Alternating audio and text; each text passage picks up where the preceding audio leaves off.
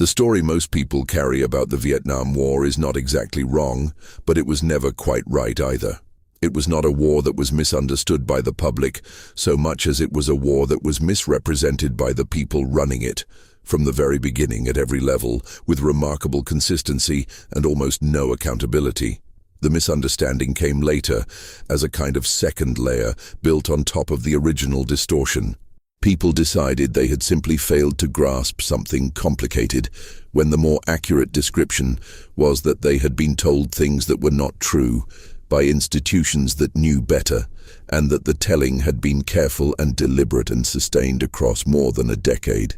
This is not a comfortable starting point, but it is the accurate one. The Vietnam War did not fail because Americans lacked the will to fight it, or because the military was outmaneuvered in the jungle. It failed in part because the entire architecture of the war effort was built around reporting success rather than achieving it. And those two things are not the same. The gap between them, once it opened, never closed.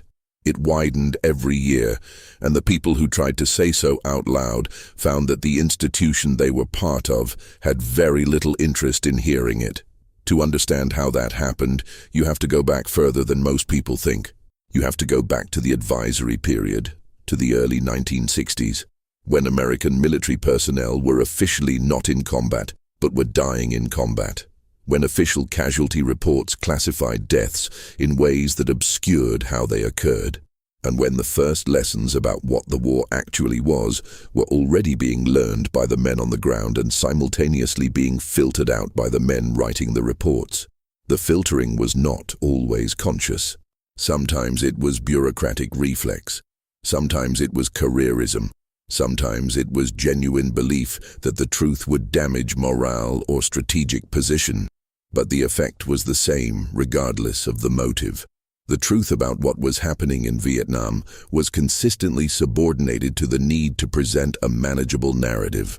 General Paul Harkins, who commanded U.S. military assistance in Vietnam from 1962 to 1964, became one of the most significant early examples of this phenomenon. Harkins was not a stupid man, but he was deeply committed to optimism as a command philosophy. He believed that projecting confidence was part of leadership, and he applied that belief in ways that crossed from leadership into falsification. Officers under his command understood that negative assessments were unwelcome. They understood that reports which questioned the progress of the South Vietnamese forces would not advance careers and might actively damage them. So the reports that came up through the chain under Harkins tended to reflect what he wanted to see, and what he wanted to see was progress. What was actually happening on the ground was something different. American advisors embedded with South Vietnamese units were watching operations that collapsed under light pressure, seeing battles reported as victories that were closer to retreats with additional steps, and writing their own assessments that were honest and detailed and largely ignored. Neil Sheehan, David Halberstam, and other journalists who were covering the war in that period were not discovering hidden information so much as they were reporting what the advisors already knew and what had been systematically kept out of official communications. The Battle of Ap Bac in January 1963 was one of the clearest early demonstrations of this. South Vietnamese forces vastly outnumbered a Viet Cong unit, had air support, had armored vehicles, and still suffered a humiliating defeat while the Viet Cong withdrew in good order. Harkins declared it a victory. John Paul Vann, the American advisor on the ground, said it was a disaster. Harkins was believed by the people in Washington who needed to believe him. Vann was sidelined. This pattern, which established itself so early and so clearly, never fundamentally changed. What changed over the following decade was only the scale and the sophistication of the machinery used to maintain it. When Robert McNamara became Secretary of Defense under Kennedy and then continued under Johnson, he brought with him a systems analysis approach to military management that had worked in industrial contexts and that he applied to counterinsurgency warfare with consequences that are still being studied. McNamara believed in metrics. He believed that if you could measure something precisely enough, you could manage it, and that if you could manage it, you could win. The problem with applying this to Vietnam was that the things that actually determined whether the war was being won were not easily measurable, and the things that were easily measurable were not necessarily the things that determined whether the war was being won.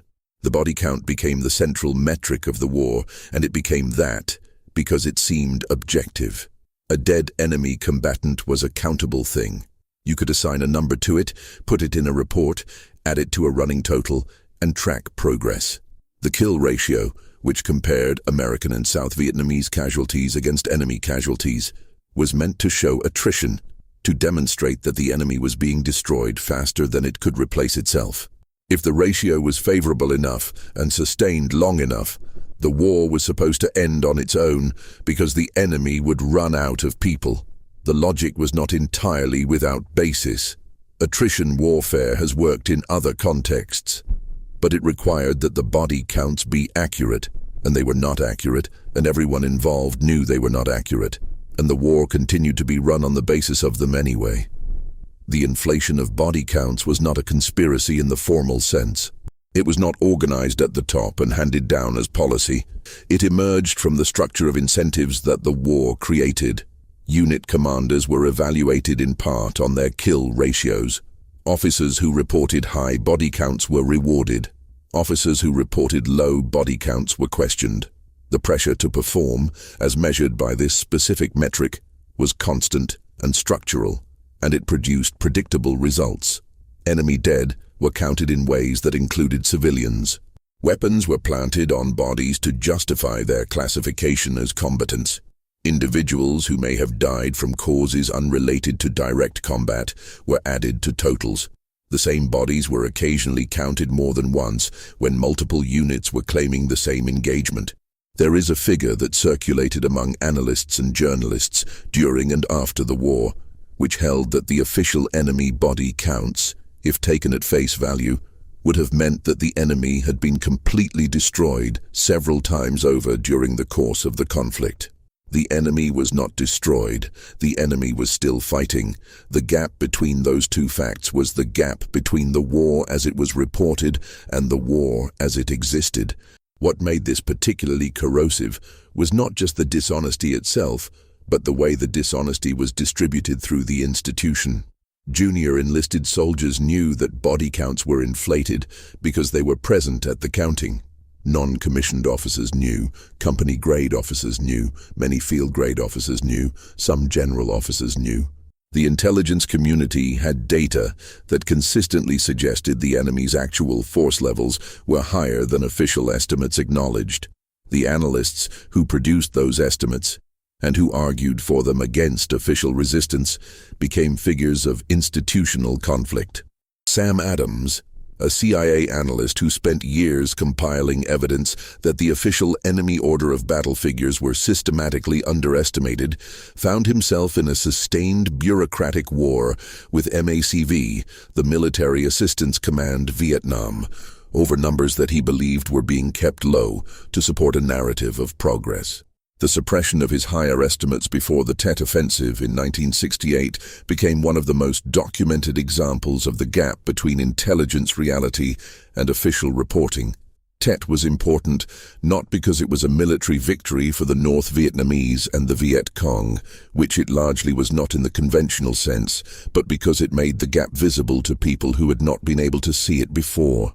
When Viet Cong units attacked more than 100 South Vietnamese towns and cities simultaneously on the night of January 30th and 31st, 1968, and when the assault on the American Embassy compound in Saigon played out on television screens across the United States, the official story that the enemy was nearly defeated, that the end was in sight, that the light at the end of the tunnel was real and not a construction, became immediately implausible to anyone watching.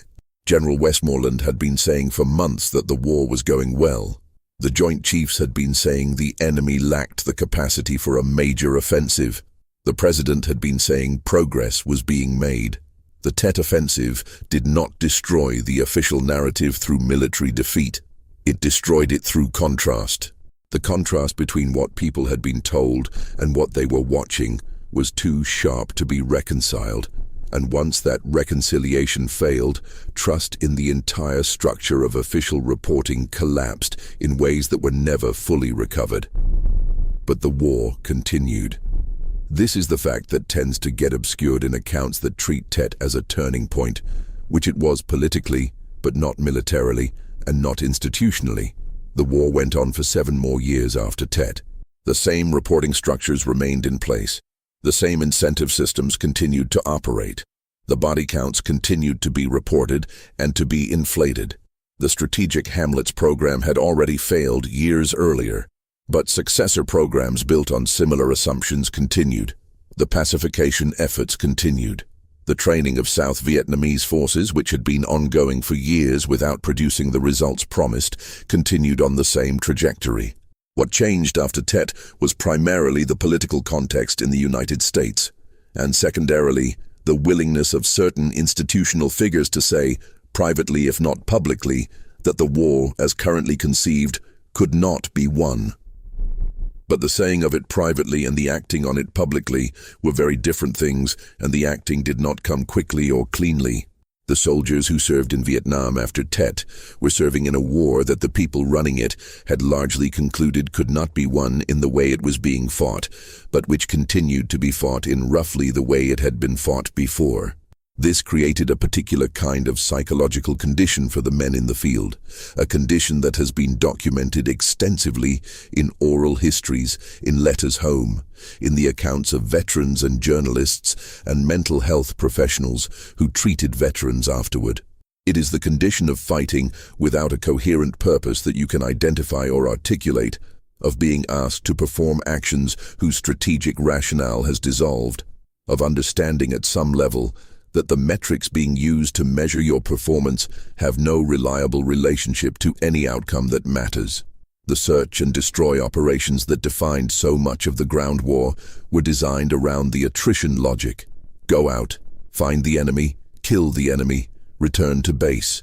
The territory you moved through was not being held. The villages you passed near were not being secured in any lasting sense. The enemy you killed was being replaced. You would return to the same areas, sometimes months later, sometimes weeks later, and encounter the same resistance because the conditions that produced the resistance had not changed. The war had a rhythm, but the rhythm was circular rather than progressive, and the men moving through it felt the circularity, even when they could not name it precisely. There is a phrase that appeared in accounts from multiple veterans across different units and different years of the war, winning the same ground twice. The experience of fighting for a position, taking it, moving on, and then being sent back to fight for it again was not universal, but it was common enough to constitute a recognizable pattern. It was the physical expression of a strategic reality in which territory itself had been effectively abandoned as an objective, in which the only objective was enemy casualties, and in which enemy casualties were being produced without any visible effect on the enemy's ability to continue fighting. The villages occupied a particular and painful place in this dynamic. American and South Vietnamese forces operated in populated areas under rules of engagement that changed over time and varied by region and command, but that consistently placed soldiers in positions where distinguishing between combatants and non-combatants was genuinely difficult and sometimes impossible. The Viet Cong used civilian infrastructure, stored weapons in villages, recruited from villages, and in some cases used civilians as shields or sources of intelligence. American forces responded to fire from or near villages with fire that inevitably affected civilians. The logic of body counts created pressure to produce bodies, and in an environment where it was difficult to verify the combatant status of the dead, the pressure expressed itself in ways that produced civilian casualties that were counted as enemy combatants. This dynamic was not hidden from military command. It was documented. It generated reports. It was the subject of internal investigations, formal complaints, and policy discussions. The Marine Corps Combined Action Program, which placed small Marine units in villages for extended periods to build relationships and provide security, was developed in part as a recognition that the search and destroy model was producing problems that the model itself could not solve. But the Combined Action Program was never scaled to anything approaching the dominant strategy of the war, and the search and destroy logic continued to operate alongside it, producing the same results. The free fire zones, which were officially called specified strike zones, but which soldiers and commanders knew by the more direct name, were areas designated as free of civilian presence, where any living thing could theoretically be engaged without restriction. The designation of an area as a free fire zone was supposed to follow from an evacuation of civilians, but the evacuations were often incomplete, and the zones were sometimes designated without any evacuation at all, and the people who remained in them, whether because they had no place to go, or because they were elderly, or because they refused to leave, or simply because the evacuation had not reached them, were functionally categorized as the enemy by their presence. The civilian casualty figures from Vietnam are genuinely uncertain in ways that make definitive statements difficult. The estimates range widely depending on methodology and definitions, but the range itself, from the most conservative to the most expansive, reflects hundreds of thousands of civilian deaths. And the mechanisms that produced those deaths were not accidents in the sense of things no one anticipated. They were predictable consequences of strategies and doctrines that had been adopted at command level and implemented systematically. The Phoenix program, which ran from 1968 to 1972 and was jointly administered by the CIA, the U.S. military, and South Vietnamese security services, was designed to target the Viet Cong infrastructure, meaning the political and organizational networks that supported the guerrilla forces rather than the guerrilla forces themselves. It operated through intelligence gathering, targeted capture, and killing of identified VC cadre. It was more sophisticated than search and destroy in its targeting logic, and its proponents argued that it represented exactly the kind of infrastructure-focused approach that could produce lasting results, rather than just body counts. The Phoenix program did kill and capture significant numbers of Viet Cong cadre, and some analysts have argued that it was effective in degrading the Viet Cong's organizational capacity in certain regions. But it also operated in an intelligence environment where information was unreliable, where informants had personal and financial incentives to name enemies who were not enemies, where local officials used the program to settle disputes that had nothing to do with the war, and where the pressure to produce results expressed itself in ways that led to the killing of people who were not Viet Cong or were only peripherally connected to the insurgency. The program's own internal targets, which called for neutralizing a specific number of VC infrastructure members per month, created exactly the kind of metric pressure that the body count had created in the conventional war. Intelligence officers and South Vietnamese counterparts who needed to meet quotas found ways to meet them. The counting methodology was contested. The verification of combatant status was inconsistent. The oversight mechanisms were inadequate. What the program produced, alongside whatever genuine counterinsurgency success it achieved, was a system of targeted killing that operated with limited accountability in an environment of unreliable information, and which became one of the most controversial aspects of the war's legacy, precisely because its effects on civilian and non-combatant populations could not be cleanly separated from its effects on actual insurgent networks. The air war carried its own logic and its own set of internal contradictions. Operation Rolling Thunder, the sustained bombing campaign against North Vietnam that ran from 1965 to 1968, was designed to pressure the North Vietnamese government into stopping its support for the insurgency in the South. The campaign had clear objectives stated at the beginning: reduce the flow of men and materiel to the South, demonstrate American resolve, raise the cost of continued North Vietnamese support for the war to an unacceptable level. After 3 years of bombing, more than 800,000 sorties and hundreds of American aircraft lost, the flow of men and materiel to the South had not been stopped. The cost to North Vietnam had been enormous, but the North Vietnamese government had not been pressured into negotiation on American terms, and the insurgency in the South continued at roughly the same level of intensity. The campaign ended not because it had succeeded, but because it had not succeeded, and the president needed a gesture toward negotiation. What the air campaign had demonstrated in a way that was clear to analysts at the time was the limits of air power applied against a society that was relatively unindustrialized, that had a decentralized logistics system, that received substantial external support from the Soviet Union and China in replacing losses, and whose government had demonstrated a willingness to absorb very high levels of punishment without making the political concessions the bombing was meant to produce. The people who understood this at the time said so. The bombing continued. The B-52 strikes, the arc-light missions that hit targets in South Vietnam, Laos and Cambodia with loads of bombs that cratered entire square kilometers of landscape, produced effects that were difficult to assess. The physical destruction was real and measurable. The effect on enemy forces was uncertain. Units could disperse, go underground, move and reconstitute. The bombs could kill, but they could not hold. The landscape they produced, the cratered moonscape of the Ho Chi Minh Trail region, was dramatic evidence of enormous firepower applied with enormous consistency. But the traffic down the trail continued, routed around the craters, repaired, maintained by tens of thousands of people who treated the bombing as a logistical problem rather than a strategic defeat. The use of herbicides, particularly Agent Orange and related compounds, was a strategic decision built on the logic that denying the enemy forest cover would expose their movements and reduce their ability to operate.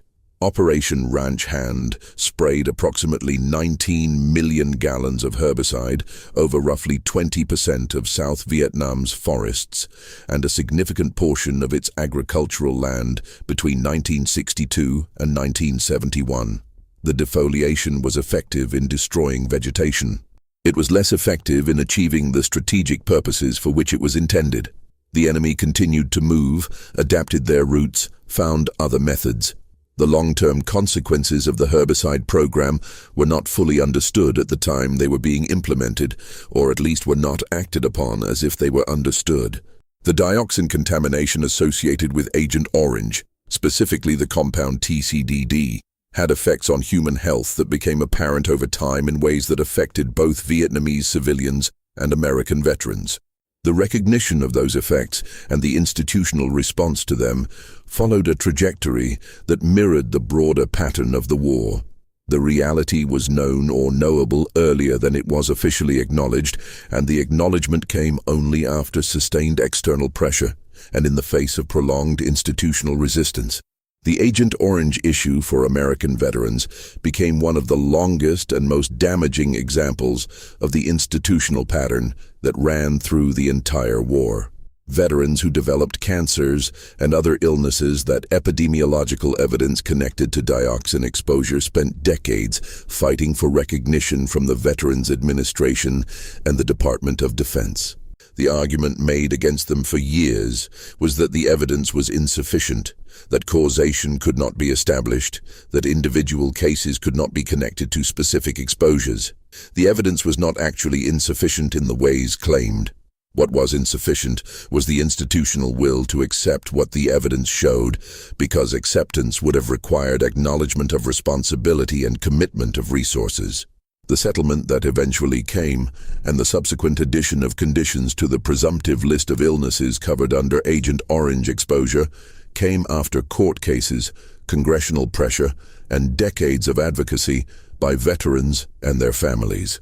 The men who died before the recognition came had no benefits to collect. Inside the war, the morale of American forces deteriorated in ways that were documented and that were also, to a significant degree, suppressed in official reporting.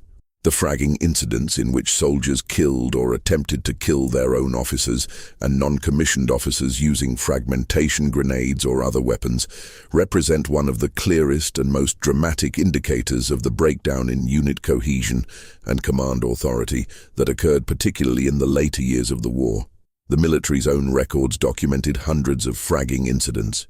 The actual number was almost certainly higher because the incentives to report such incidents were limited and the mechanisms for concealment were available. Fragging was not a random phenomenon. It was concentrated in units where leadership was perceived as indifferent to soldiers' lives, where officers were seen as prioritizing career advancement through aggressive action over the welfare of their men, where the tactical situation made soldiers feel that they were being sent on missions whose purpose was body count rather than any achievable military objective, and where the mechanisms for formal complaint or redress were unavailable or had been tried and failed. It was a form of enforcement from below in a command structure that had lost its moral authority with the men it commanded, and its presence in the numbers it appeared indicated something systematic rather than individual. The drug use that became endemic in certain units during the same period was another indicator that the institutional response consistently mishandled. The military's official position for a significant period was that drug use was a disciplinary matter, a matter of individual character failure, rather than a symptom of something systemic. The response was criminal prosecution and discharge rather than treatment, and the message it sent to soldiers who were using drugs to manage chronic stress, fear, boredom, moral injury, and the psychological effects of operating in an environment that made no coherent sense was that the institution saw them as the problem rather than as people experiencing something the institution had created.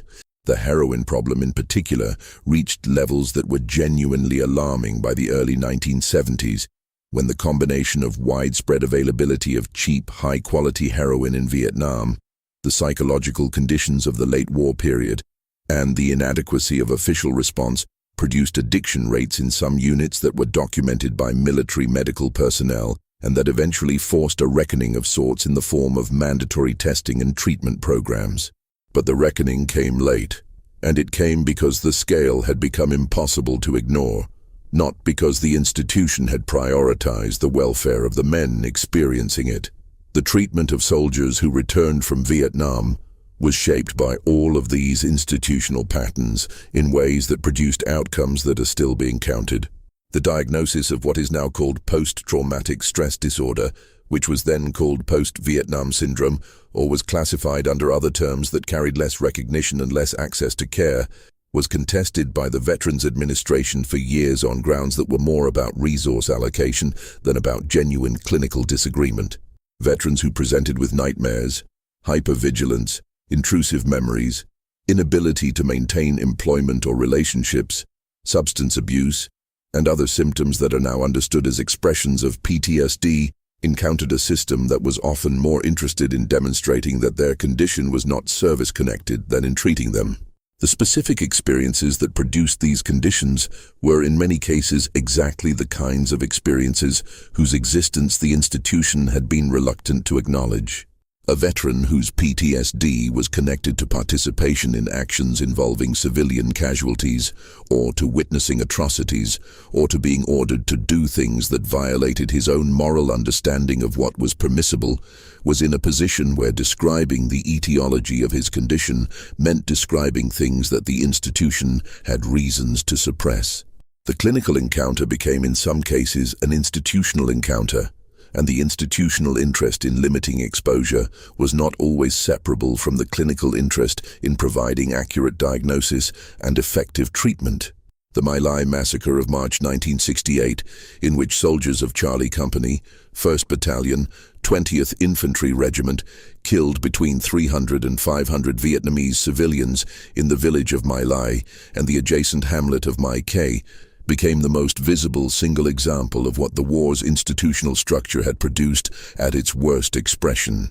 But it became visible only because it was reported by a soldier who was not in the unit, Ron Ridenour, who heard about it from men who had been there and who wrote letters to congressmen and military officials who initially did not act on them. The Army's own initial investigation concluded there was insufficient evidence of a crime. The story broke into public view only through the investigative journalism of Seymour Hersh, more than a year after the events occurred. The court-martial that followed produced one conviction, Lieutenant William Calley, who was convicted of the premeditated murder of 22 civilians and sentenced to life imprisonment at hard labor. He served 3.5 years under house arrest before being released by presidential intervention. Every other charge against every other participant was either dismissed, acquitted, or resulted in no charges being filed at all. The commanding officer, Captain Ernest Medina, was acquitted. The officer who bore broader command responsibility, Colonel Orrin Henderson, was acquitted. The general whose staff suppressed the initial reports, Samuel Costa, was administratively reduced in rank from Major General to Brigadier General, a punishment that represented the uppermost reach of institutional accountability for an event that killed between 300 and 500 people. The limitation of accountability to Cali and the lenient treatment of Cali himself sent a message through the officer corps and through the military institution about where the boundaries of accountability actually lay, as opposed to where they were theoretically supposed to lie. The message was that the institution would protect its senior figures. That chain of command responsibility had practical limits that were considerably below what the law technically required, and that the consequences of the most extreme expressions of what the war's logic had produced would fall on the most junior and most expendable participants. The Peers Commission, which conducted the most thorough official investigation of My Lai and its aftermath, concluded that there had been a suppression of information about the massacre at multiple levels of command. The Commission's report was detailed and damning. Its findings were not fully acted upon. The investigation itself, coming as it did years after the event, and in the context of a war still ongoing, was shaped by institutional interests that limited what it could conclude and what it could recommend. My Lai was not, as the institutional narrative preferred to present it, an aberration. It was an extreme expression of dynamics that were present throughout the war in less concentrated form. The treatment of civilian populations in free fire zones, the counting of civilian dead as enemy combatants, the use of torture in interrogation, the destruction of villages as collective punishment, the burning of crops as denial of resources to the enemy, all of these were not exceptional practices. They were practiced widely enough that they cannot be explained as the acts of uniquely brutal individuals operating outside the norms of the institution. They were the norms in certain operational contexts, and those contexts had been created by command decisions about strategy and tactics that went up the chain of command to the highest levels of military and civilian leadership. The interrogation practices present their own extended history that runs through the entire war. SEER, the Survival, Evasion, Resistance, and Escape Program, trained American soldiers in what to expect if captured, and was based in part on documented Chinese interrogation techniques from the Korean War. The Phoenix program used torture. South Vietnamese interrogation facilities, which American personnel were associated with in various capacities, used methods that American law and military doctrine formally prohibited. The legal framework prohibiting these methods was real, and the awareness among the people employing them that they were prohibited was also real. The gap between the formal prohibition and the operational practice was simply another version of the same gap that ran through every other aspect of the war's reality. The Hue massacre, which occurred during the Tet Offensive when North Vietnamese and Viet Cong forces occupied the city of Hue for 25 days, resulted in the killing of somewhere between 3,000 and 6,000 Vietnamese civilians and government officials. The killings were carried out by North Vietnamese and Viet Cong forces and represent one of the largest single atrocities committed by communist forces during the war. The documentation of this massacre was slower to enter American public consciousness than the documentation of My Lai, in part because of the political context in which the war was being discussed, in which atrocities committed by American and South Vietnamese forces received extensive critical attention, while atrocities committed by North Vietnamese and Viet Cong forces received comparatively less. This asymmetry in attention was itself a distortion, one that served different political interests than the distortions produced by the military command, but a distortion nonetheless. The war produced atrocities on multiple sides, as wars almost always do, and the framework of accounting for those atrocities reflected the political alignments of the people doing the accounting more than it reflected any consistent principle of documentation and responsibility. Vietnamese civilians died at the hands of American, South Vietnamese, North Vietnamese, and Viet Cong forces throughout the war, in numbers that dwarf any other category of casualty, and the institutional memory of the war in the United States has consistently placed those deaths in a background position relative to American military and political experience. The treatment of prisoners of war on both sides requires its own accounting. American prisoners in North Vietnamese captivity endured conditions and treatment that range from brutal to survivable, depending on period, location, and individual circumstances. The torture of American POWs in places like the Hanoi Hilton is documented extensively and represents genuine atrocity. The use of information gathered through torture in North Vietnamese propaganda was real and deliberate. The conditions of captivity, particularly in the early years, were designed to break men, and some were broken, and the institutional and cultural response to those who were broken while enduring years of torture said more about the institution and the culture than about the men. The code of conduct, which required prisoners to resist to the best of their ability and to provide only name, rank, service number, and date of birth, was written for a different kind of conflict, and its application to years-long captivity with systematic torture produced situations in which men who had endured extraordinary suffering still faced the possibility of prosecution or professional sanction for what they had said or done under those conditions. The resolution of this contradiction came only gradually and incompletely.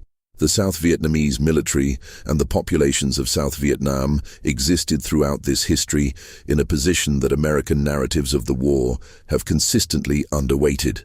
South Vietnamese forces suffered enormous casualties, far exceeding American casualties in absolute numbers across the war. The Army of the Republic of Vietnam, the ARVN, was consistently portrayed in American accounts as unreliable, corrupt, and incapable, an assessment that contained truth in some units and some commands and was unfair in others. The South Vietnamese soldiers who fought effectively, and there were many of them, and the officers who led with competence and integrity, and there were some of them, appeared in American accounts primarily as exceptions to a rule of unreliability that the American institution needed to maintain because it justified continued American involvement and excused the failure to transfer effective military capacity to South Vietnamese forces. The South Vietnamese civilians who were displaced by the war numbered in the millions. The refugee crisis produced by the combination of American bombing, search and destroy operations, defoliation, and the destruction of the agricultural base was one of the largest humanitarian disasters in Southeast Asian history.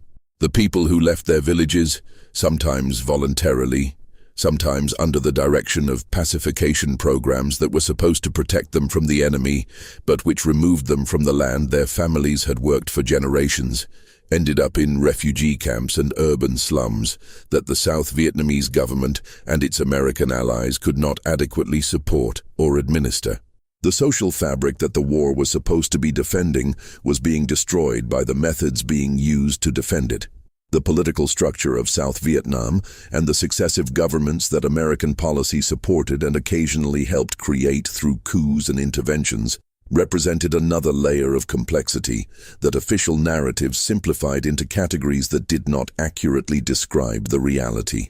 The government of Ngo Dinh Diem, which the United States supported and then abandoned, and which was overthrown and murdered in a coup that American officials knew about and did not prevent, was corrupt and authoritarian and had alienated significant portions of its own population, including the Buddhist community, whose protests became a visible symbol of domestic opposition. The sequence of governments that followed Diem were more and less corrupt, more and less effective, none of them generating the kind of popular legitimacy that would have made the counterinsurgency strategy viable. The fundamental premise of the American strategy in Vietnam, which was that the United States was helping a legitimate government defend itself against external aggression and internal insurgency, required that the South Vietnamese government be able to claim the loyalty of a sufficient portion of its own population, and that claim was consistently more aspirational than actual. The Viet Cong drew recruits from South Vietnamese villages, operated within South Vietnamese communities, and sustained itself through networks of support that could not have existed without a significant population that either actively supported the insurgency or was indifferent to its success. The official categorization of the war as defense of a government against external attack required not looking directly at this reality, and not looking directly at it was consistently easier than addressing it. The Gulf of Tonkin incidents in August 1964, which provided the legislative basis for the massive escalation of American involvement in Vietnam, demonstrated at the very beginning of the large-scale American war how the gap between reported reality and actual reality would function. The first incident, in which North Vietnamese torpedo boats attacked the USS Maddox on August 2nd, was real, and occurred in a context in which American vessels were supporting South Vietnamese raids on North Vietnamese coastal facilities, a context that was not disclosed to Congress or the public when the incident was used to justify the resolution. The second incident, alleged to have occurred on August 4th, did not occur, or almost certainly did not occur, and the signals, intelligence, and eyewitness accounts that suggested it had not occurred were available to decision-makers who chose not to allow them to complicate the resolution they were seeking. Secretary McNamara testified before Congress about the incidents with a certainty he did not have and could not have had given the information available to him. President Johnson expressed similar certainty. The resolution passed 98-2 in the Senate and unanimously in the House. It authorized the president to use military force in Southeast Asia without a declaration of war and on the basis of an incident that almost certainly did not happen. Reported with certainty by people who knew or should have known that the certainty was not justified. The cables and signals intelligence from that night in August 1964 were eventually declassified, and they showed clearly that the commanding officer of the destroyer squadron was himself uncertain whether an attack had occurred, and communicated that uncertainty upward. The certainty that appeared in public statements by McNamara and Johnson was not derived from the intelligence. It was imposed on the intelligence for purposes that had more to do with the political utility of the incident than with what had actually happened in the Gulf of Tonkin. This was not a secret within the government at the time. People who worked with the signals intelligence knew what it showed and what it did not show. The decision to proceed as if the second attack had certainly occurred was a decision made by people with access to information that contradicted that certainty. The resolution that followed was built on that decision, and the 8 years of war that followed the resolution were built on it as well.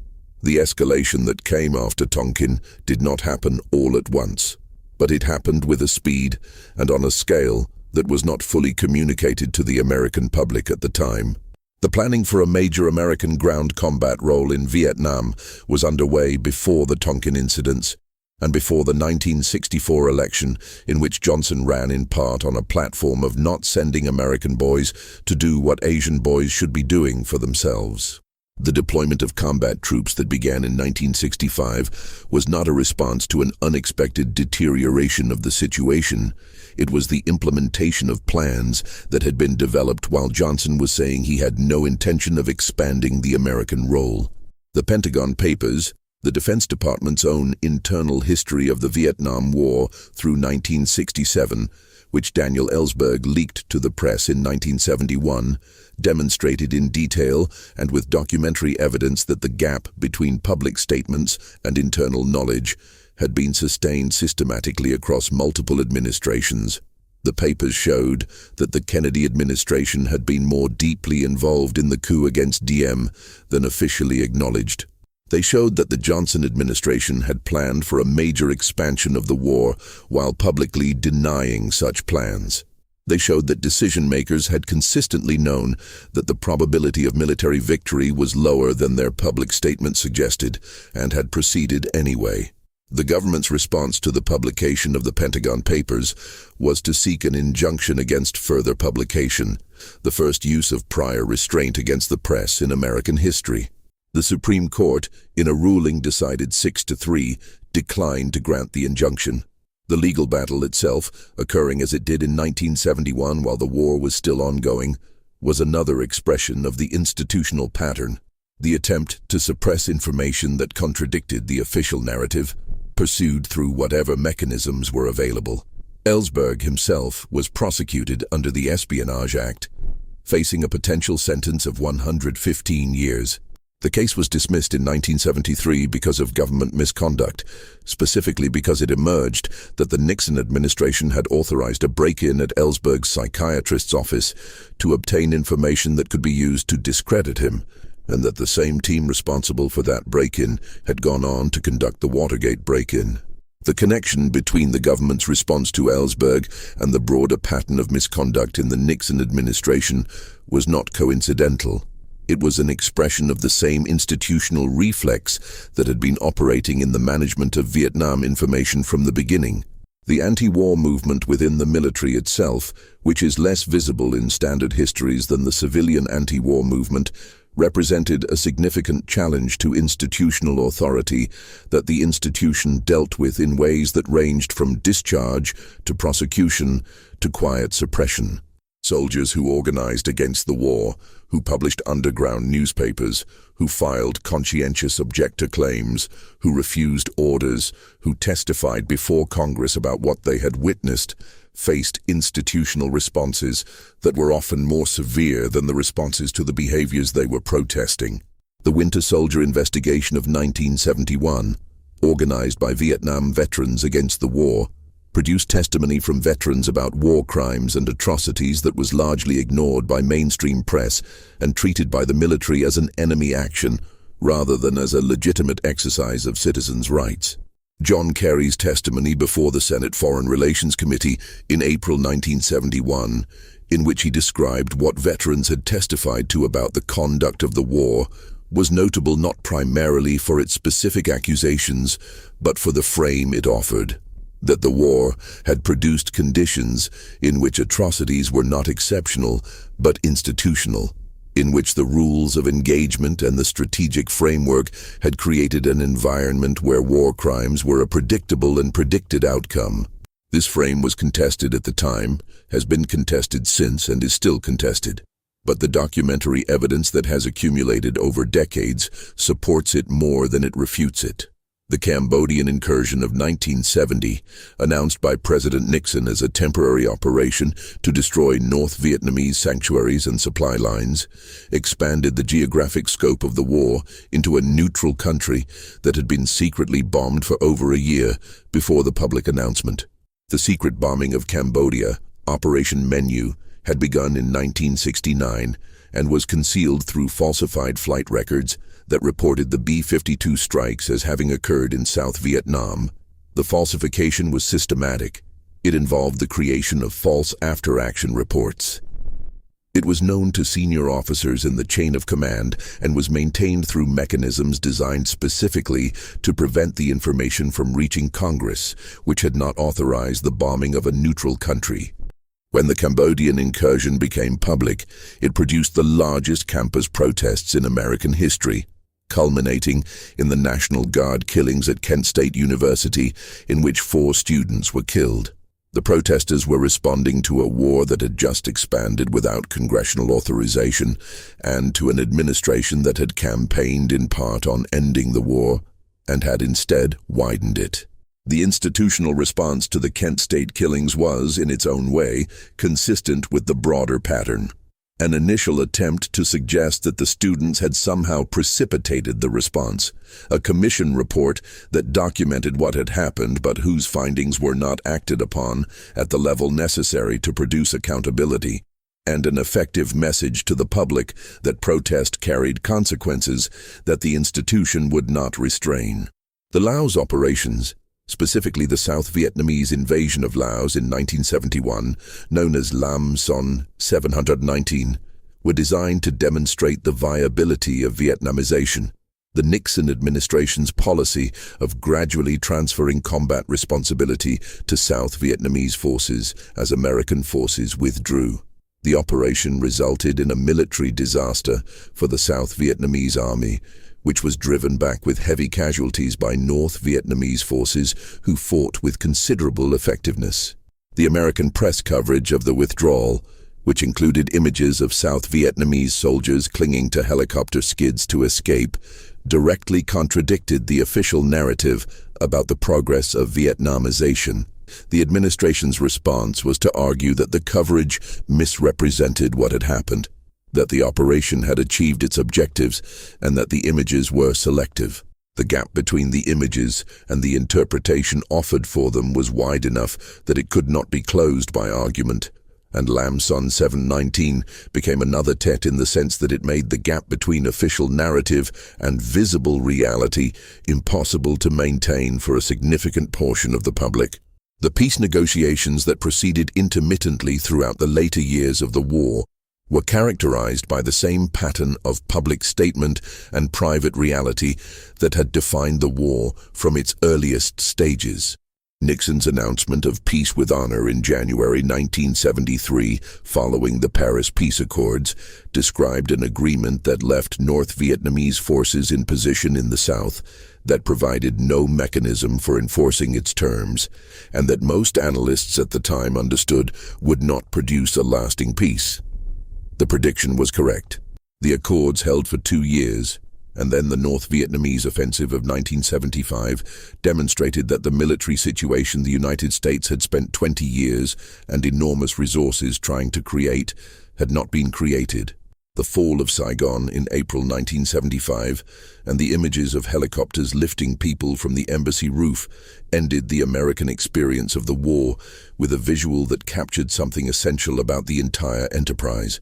The final act was an evacuation, a withdrawal under pressure, the ending not of a situation that had been resolved, but of an American presence that could no longer be sustained in the situation as it existed.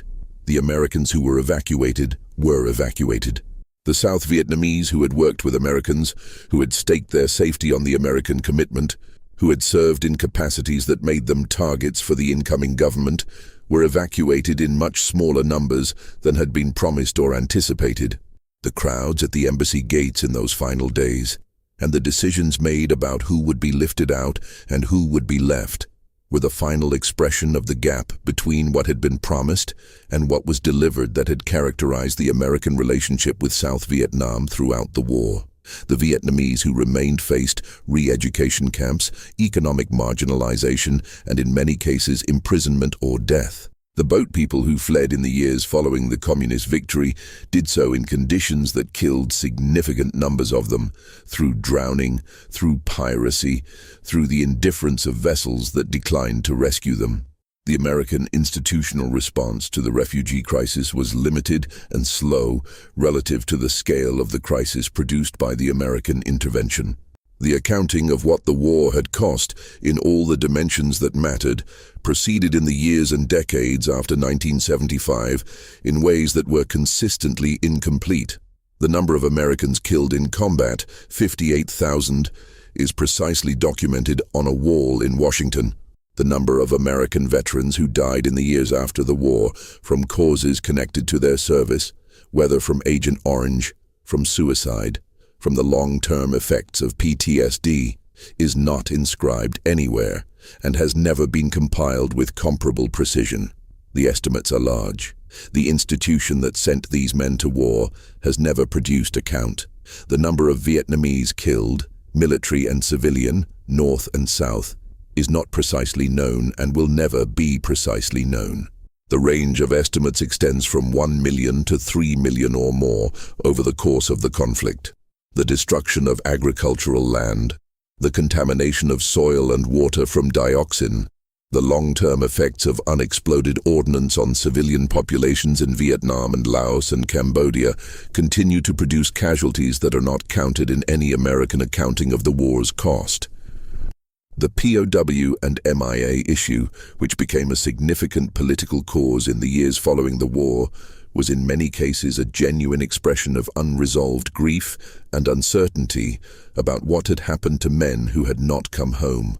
In other cases, it was used as a political tool in ways that extended American engagement with Vietnam in the form of sanctions and diplomatic isolation long after the war had ended, And that produced a cottage industry of claims and counterclaims that generated revenue and attention for people whose interests were not primarily in resolving the question of what had happened to the missing.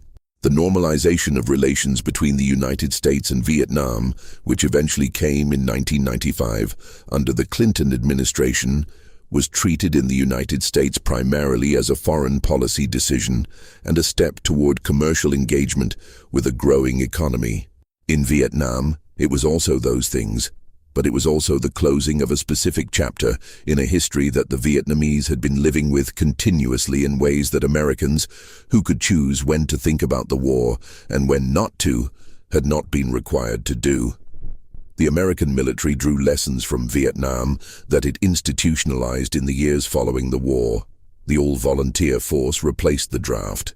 Doctrine was rewritten to emphasize conventional high-intensity conflict rather than counterinsurgency, a choice that reflected both a genuine assessment of what the military was suited for and an institutional desire to not repeat the experience of a war in which the military had been asked to do something it was not equipped to do. The Powell Doctrine, which emerged from the thinking of Colin Powell and others who had served in Vietnam and who drew conclusions about when military force should be used, was in part a response to the experience of a war fought without clear objectives, without defined endpoints, and without the public support necessary to sustain it. These lessons, and the doctrinal changes they produced, were later tested in ways that suggested the lessons had not been fully internalized or that they applied to some conflicts better than others. The long wars in Iraq and Afghanistan produced dynamics that observers compared to Vietnam in ways that were sometimes accurate and sometimes reductive, but which in their persistence suggested that the specific pathologies that Vietnam had demonstrated, the substitution of metrics for progress, the gap between official reporting and ground reality, the tendency to continue operations whose strategic rationale had dissolved rather than acknowledge failure, the inflation of enemy casualties and the undercounting of civilian casualties were not problems the institution had solved, but problems it had the capacity to reproduce when conditions were similar enough. The history of the Vietnam War, as it is taught, as it is remembered in public culture, as it is reflected in the design of the memorial, and in the way the conflict appears in official accounts of American military history, consistently underweights the institutional factors that produced the war's specific characteristics. The emphasis falls on individual experience, on the bravery of soldiers in difficult conditions, on the political divisions at home, on the tragedy of a conflict that might have been won with different policies or more support. The structural analysis, the examination of how the institutions themselves created the conditions for the specific forms of failure the war demonstrated, appears less often and is less comfortable. The soldiers who served were not, in most cases, individually responsible for the strategic and institutional failures that defined the war. They were placed in conditions that the institution created, given objectives that the institution defined, evaluated on metrics that the institution designed, and subjected to consequences that the institution produced. The ones who came home and who have spent decades trying to process what they experienced and what they did and what was done to them have been working against the backdrop of an institutional accounting that has never been fully honest about what the institution did and what it knew and when it knew it and why it continued. The men who ran the war, the civilian officials and the senior military officers who made the strategic decisions and who maintained the reporting structures and who sustained the official narrative for as long as they could, lived after the war largely without institutional accountability for the consequences of those decisions. McNamara wrote a memoir decades later in which he acknowledged that the war had been a mistake and that he and others had known this or suspected it while it was still ongoing. The acknowledgement, which was received with varying degrees of acceptance and rejection, came too late to mean anything to the 58,000 Americans on the wall or to the millions of Vietnamese in the ground. The war ended in 1975. The last American combat troops had left in 1973. The fighting continued after the Americans left, and then it ended. And then a country that had been at war for 30 years was at peace And the peace was the peace of exhaustion and of a conflict that had finally reached its conclusion through the same grinding attrition that the Americans had tried and failed to use against the other side. The Agent Orange is still in the soil in some places in Vietnam. The unexploded ordnance still kills people in Laos. The records of what happened in certain operations remain classified or destroyed or incomplete. The men who knew what they knew and said nothing, or who said it quietly in places where it would not be heard, are mostly old now or dead. The gap between what was reported and what was real was never fully closed, and the accounting of the distance between them was never fully taken. The last American combat death, recognized in the official records of the Vietnam War, occurred on May 15, 1975, during the Mayaguez incident, a rescue operation conducted after the Khmer Rouge seized an American merchant vessel. 41 Americans died in the operation. The ship had already been released before the military action was completed. The operation went forward anyway,